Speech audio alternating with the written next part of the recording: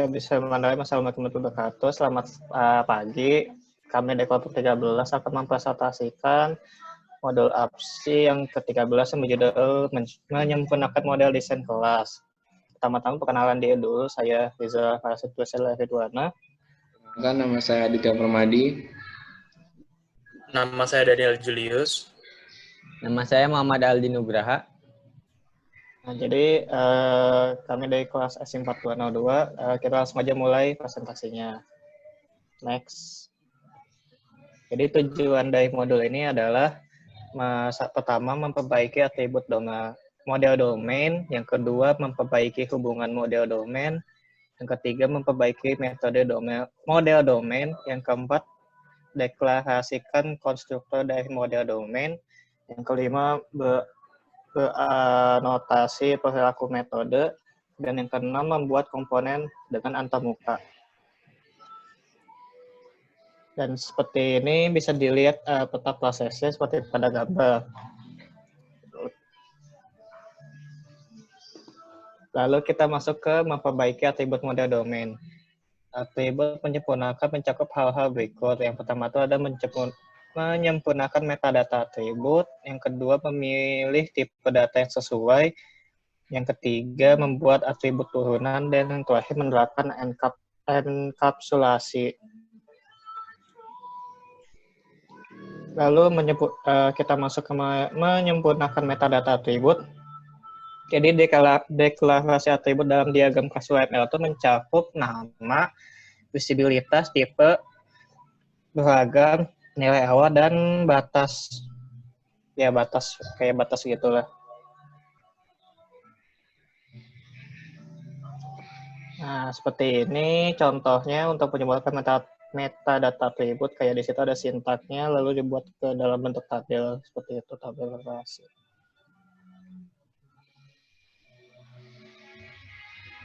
Lalu memilih tipe data yang tepat. Nah, memilih tipe data merupakan trade-off dari transparansi perwakilan, lalu waktu komputasi, dan ruang komputasi.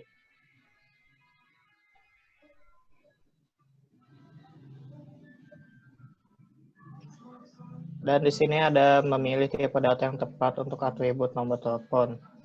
Kayak di sini ada tipe data string, ada long, phone number, terus ada char array, sama integer array. Dan ada penjelasannya di sebelahnya. Lanjut. Lalu membuat atribut derived. Pada analis Anda mungkin tidak mempunyai sebuah atribut yang kamu tahu bisa menjadi atribut dari sumber lain. Nah, contoh kanoniknya adalah memperhitungkan usia seseorang dari tanggal kelahirannya. Lanjut. Udah berapa ya? Ya. Udah berapa ya, Bang? Udah. Ini giliran aku kan. Iya. Selanjutnya ada applying encapsulation, yaitu untuk mengapli encapsulation mengikuti langkah berikut. Yang pertama itu buat semua atribut menjadi private, kemudian tambahkan metode pengakses publik untuk semua atribut yang terbaca. Selanjutnya tambahkan metode mutator publik untuk semua atribut yang bisa ditulis non-frozen. Lanjut. Nah, ini ada contoh dari enkapsulasi, dapat dilihat pada gambar di bawah. Selanjutnya ada memperbaiki hubungan kelas. Tidak ada perbedaan yang jelas antara analisis, terutama dalam hal pemodelan asosiasi kelas. Yang pertama itu desain biasanya membahas perincian ini. Tipe asosiasi, agregasi, dan komposisi. Directional of traversal, qualified asosiasi, declaring association management method, resolving many-to-many asosiasi, resolving association class. Di sini ada 3 tipe relationship, yaitu asosiasi, agregasi, komposisi. Hubungan-hubungan ini menyeratkan bahwa objek entah bagaimana terikat pada objek asli. Ada tipe lain dari hubungan ketergantungan yang menyatakan bahwa satu objek menggunakan objek lain untuk melakukan beberapa pekerjaan, tetapi tidak ada instance yang memegang objek itu.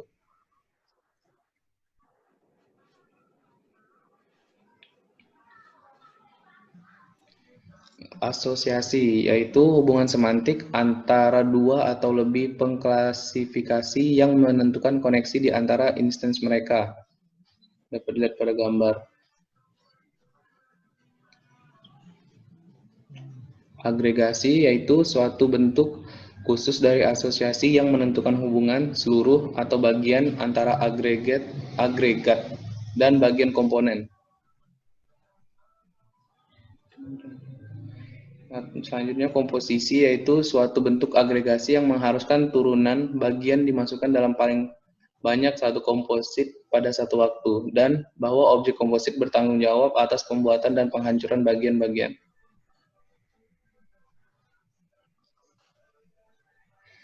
Selanjutnya navigasi. Panah navigasi menunjukkan arah traversal objek saat runtime. Ini dapat dilihat pada gambar. Selanjutnya,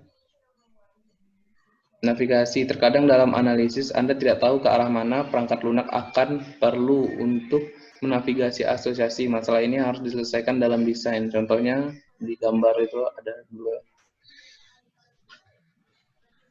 Udah berapa itu?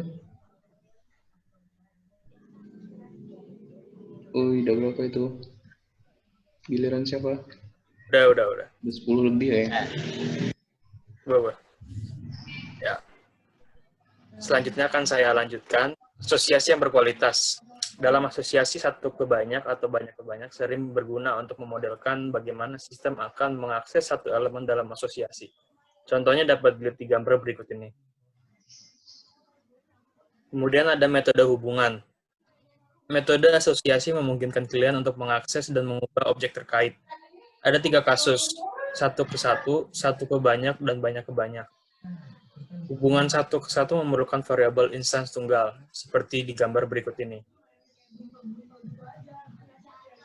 Kemudian hubungan satu ke banyak memerlukan penggunaan koleksi seperti yang di gambar ini. Menyelesaikan hubungan banyak ke banyak. Mengelola asosiasi banyak ke banyak adalah menantang. Pertimbangkan untuk membatalkan persyaratan ini pada waktu desain. Menyelesaikan hubungan banyak ke banyak yang kedua. Jika asosiasi banyak ke banyak harus dipertahankan, Anda kadang-kadang dapat menambahkan kelas di antaranya yang mengurangi asosiasi banyak ke banyak tunggal menjadi 2 asosiasi satu ke banyak. Sebagai contoh dapat dilihat di gambar berikut ini. Menyelesaikan kelas asosiasi. Kelas asosiasi hanya bisa ada dalam model analisis. Itu harus diselesaikan menjadi kelas yang dapat diprogram pada desain. Bisa dilihat di gambar berikut ini. Menyelesaikan kelas asosiasi. Sebagai alternatif, kelas asosiasi dapat ditempatkan di antara kelas-kelas 2 kelas. Dapat dilihat di gambar berikut ini. Metode penyempurnaan. Metode diidentifikasi selama alur kerja berikut. Yang pertama ada analisis CRC yang menentukan tanggung jawab. Analisis robustness yang mengidentifikasi metode dalam kelas layanan. Desain yang mengidentifikasi metode aksesor dan mutator untuk atribut dan asosiasi.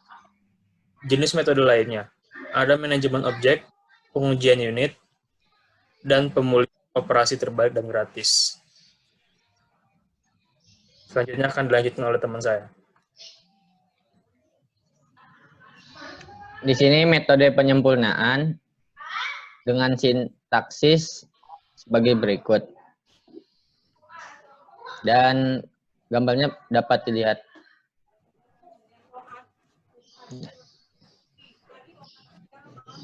Perilaku metode anotasi. Anotasi UML dapat dilampirkan ke setiap metode untuk mendokumentasikan perilaku metode. Contohnya bisa dilihat seperti gambar di samping. Mendeklarasikan konstruktor. Konstruktor menginisiasi objek dan sintaksis yang mirip dengan metode. Sintaksnya bisa dilihat sebagai berikut.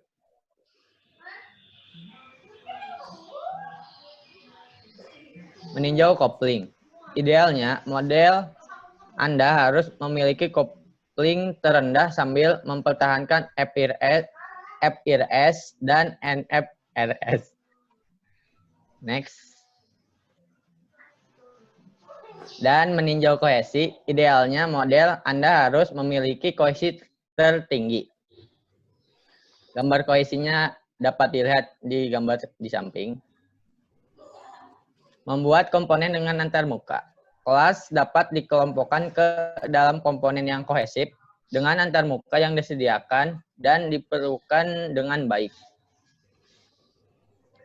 Gambarnya bisa dilihat. Membuat komponen dengan antarmuka, panah ketergantungan tidak diperlukan jika Anda menggunakan notasi antarmuka yang diperlukan. Namun, Anda dapat menunjukkan panah seperti diilustrasikan dalam contoh berikut. Berikut contohnya.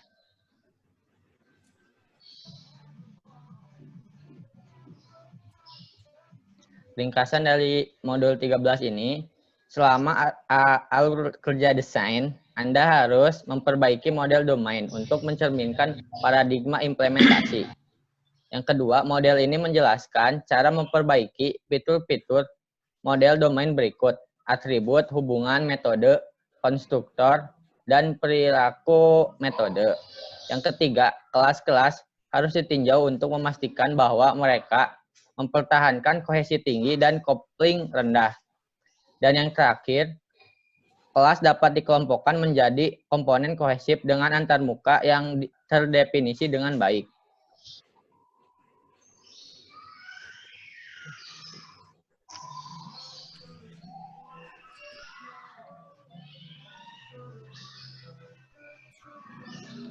Selesai.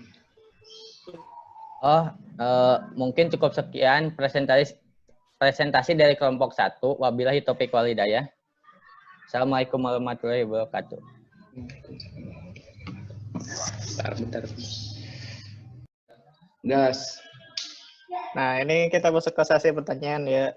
Aku ada pertanyaan nih. Nah, pertanyaan tuh yang tentang memperbaiki atribut model domain. Nah, atribut untuk menyempurnakannya tuh mencakup hal apa aja sih? Saya bantu jawab ya. Yang pertama itu menyempurnakan metadata atribut. Yang kedua itu memilih tipe data yang sesuai. Yang ketiga membuat atribut turunan. Dan yang terakhir itu menerapkan enkapsulasi. Oke, terima kasih Aldi. Baik, sama-sama. Selanjutnya Ada yang mau nanya lagi? Saya mau nanya.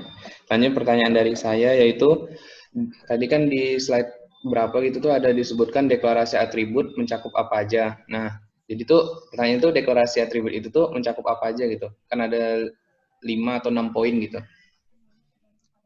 Oke, saya bantu jawab pertanyaan saudara Adit ya.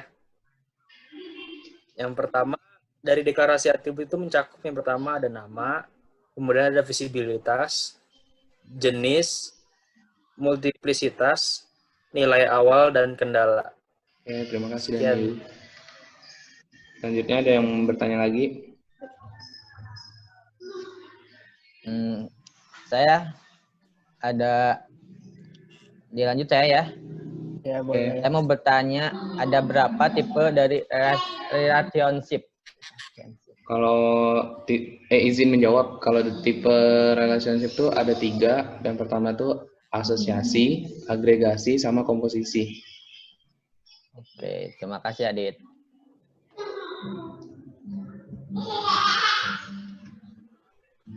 Yang mau bertanya lagi? Saya mau bertanya juga. Apa tuh? Ini pertanyaan saya adalah, tadi sebelumnya kan sudah dijelaskan bagaimana cara apply encapsulation. Jadi itu pertanyaan saya, apa saja tahap-tahap untuk meng-apply encapsulation?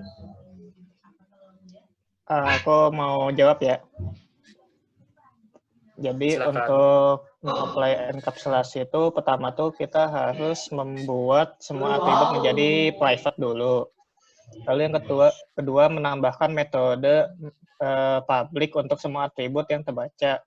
Dan yang ketiga, menambahkan metode mutator publik untuk semua atribut yang bisa ditulis. Terima kasih Rizal. Ya, sama-sama. Oke, ada yang mau bertanya lagi nggak? Kalau nggak ada, sesi tanya jawabnya bakalan ditutup. Cukup. Cukup sedaya aku mah. Oke, berarti sekian dari sesi tanya jawab. Wassalamualaikum warahmatullahi wabarakatuh.